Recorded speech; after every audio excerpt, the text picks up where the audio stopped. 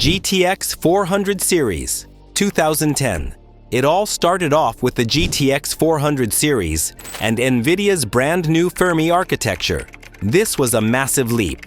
We're talking about 3 billion transistors on a single chip, which was insane for that time. The flagship GTX 480 came packed with 480 CUDA cores and support for DirectX 11, opening the door to more realistic lighting, shadows, and effects in games. For the first time, gamers were seeing visuals that actually felt next-gen. But raw power always comes with a catch. If the GTX 480 was so powerful, why didn't everyone rush to buy it?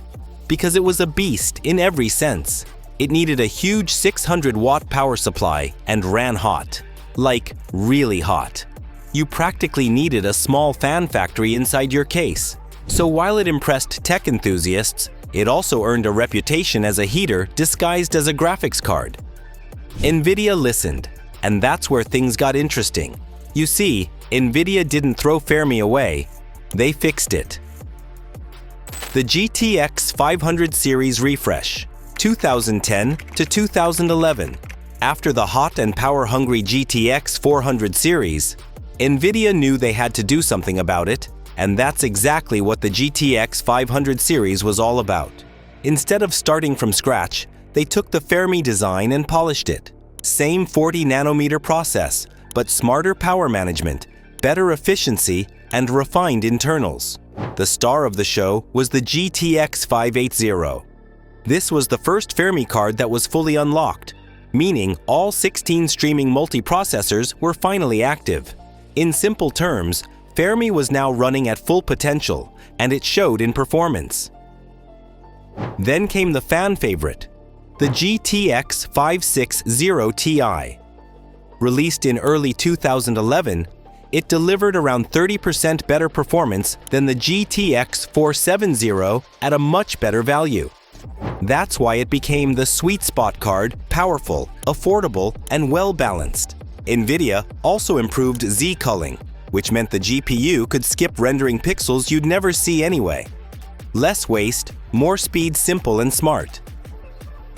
The Kepler generation, GTX 600 and 700 series, 2012 to 2013. Then came the introduction of the Kepler and the GTX 600 series. This was a mindset shift. Instead of just adding more cores, NVIDIA redesigned how those cores worked. Power consumption dropped, performance per watt improved, and features like PCIe 3.0, HDMI 1.4a, and DisplayPort 1.2 arrived.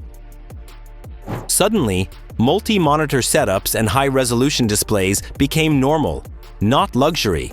Even budget cards like the GTX 650 were now capable of solid gaming. And that's when everyone realized GTX wasn't just for enthusiasts anymore. It was for everyone. All right, now that Kepler proved efficiency could matter just as much as power, NVIDIA decided to push that idea even further. What happens when NVIDIA takes Kepler and turns the dial all the way up? That's where the GTX 700 series comes in. This generation had two personalities. The GK104 chips handled the mid-range cards like the GTX 770, while the monster GK110 chips powered legends like the GTX 780 and the GTX Titan. And Titan, wow! With 2,688 CUDA cores, nearly double the cache, and massive internal bandwidth, it became the fastest consumer GPU on the planet at launch. For the first time, a single graphics card felt almost unfairly powerful. But raw muscle wasn't the only trick. This is where GPUs stopped waiting for you and started thinking for themselves. Meet the GPU boost. The card now watched its own temperature and power limits and automatically pushed higher clock speeds when it had room. Plus, NVIDIA added NVNC, a dedicated video encoder, which meant smooth screen recording and streaming without killing your game performance. Suddenly, GTX cards were content creation tools too. The Maxwell era, GTX 900 series, 2014 to 2015. Then NVIDIA changed the game again. That's the Maxwell era and the GTX 900 series. This was a total redesign. NVIDIA reworked the core layout, cut unnecessary power waste, and massively increased cache. Even the small GTX 750 Ti could deliver solid performance while sipping power. People were shocked. Great performance, no heat issues, and tiny power bills. And then came the heavy hitters. And this is where things get interesting, because efficiency and performance finally collided. The result? The GTX 970 and GTX 982 cards that completely took over gaming setups everywhere. The GTX 980 delivered insane performance but only needed a 500-watt power supply. Compared to the old Fermi heaters, this felt like magic. Maxwell also brought future-focused features like dynamic super resolution, smarter anti-aliasing, and VR Direct to reduce latency in virtual reality. But what if NVIDIA could make GPUs smaller, faster, and more powerful all at once? The Pascal Revolution, GTX 1000 series, 2016. That question leads straight into the Pascal Revolution. And trust me, this is where things get crazy. Built on a tiny 16-nanometer process, these chips packed way more transistors into the same space. The GTX 1080 alone had 7.2 billion transistors and 2,560 CUDA cores, delivering nearly 70% more performance than the GTX 980. Same power draw, almost double the punch. That's when jaws dropped. But raw speed wasn't the only upgrade. Pascal doubled the registers per core, unified the cache, and finally made asynchronous compute actually work properly in games. This meant multiple tasks could run at once without tripping over each other. The result? Smoother gameplay, better visuals, and fewer performance dips. Then NVIDIA pushed automation to another level. Now imagine a GPU that knows exactly how far it can push itself, and does it automatically. Meet GPU Boost 3.0. It learned how each individual card behaved and squeezed out the highest safe performance automatically. Some cards boosted higher, some lower, all optimized in real time. Free performance, no tuning, no risk. Now let's decode the names, because NVIDIA actually made this simple. What do 60, 70, and 80 really mean in GTX cards? The 80 series is the king. The 70 series is the powerful enthusiast pick. The 60 series is the sweet spot for most gamers. The first number shows the generation. So GTX 1080 equals Pascal flagship. GTX 970 equals Maxwell mid-high.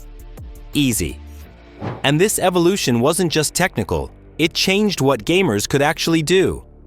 How did all this power translate in real life? Early GTX cards handled 1080p. Then came high settings. Then 1440p. And finally, with the GTX 1080, true 4K gaming became possible. A decade of progress, reaching a milestone, and it wasn't just gaming. Video editors, 3D artists, researchers, CUDA acceleration, cut render times by 5 to 20 times. GTX quietly became a productivity weapon too. Now that we understand power, let's move on to the next piece of the puzzle, and it's more important than you think. If two cards both say 8 GB, are they equally powerful? Not even close. From the GTX 400 series to the 1000 series, NVIDIA used GDDR5 memory, ranging from 1 GB to 8 GB plus. But memory size only decides how much data the card can hold, not how fast it works. The real hero is bandwidth, how quickly data moves. That's why a GTX 1080 feels much faster than older cards, even at similar memory sizes. Now let's talk heat. Early GTX cards had a reputation, and not a good one, because they were literal heaters. The GTX 480 needed massive power and serious cooling. Your PC didn't just run games, it warmed the room. But with Maxwell and Pascal, efficiency skyrocketed. The GTX 980 and 1080 delivered more power with less heat and noise. But gaming wasn't the whole story. Not even close. Nope. CUDA turned GTX into a productivity monster. Video editors rendered 5 to 20 times faster, 3D artists worked in real time, and researchers trained AI models at home. GTX didn't just improve gaming, it redefined what a normal PC could do. Before you go, tell me in the comments which GTX card did you start with? Or which one are you using right now? And if you're not watching this on a toaster, hit that subscribe button. Now you've got two choices. You can jump into our recommended video on the evolution of iPhone chips, from A4 to A18, or let YouTube's algorithm stalk your soul and pick the perfect next video for you. Either way, don't leave. The good stuff is just getting started.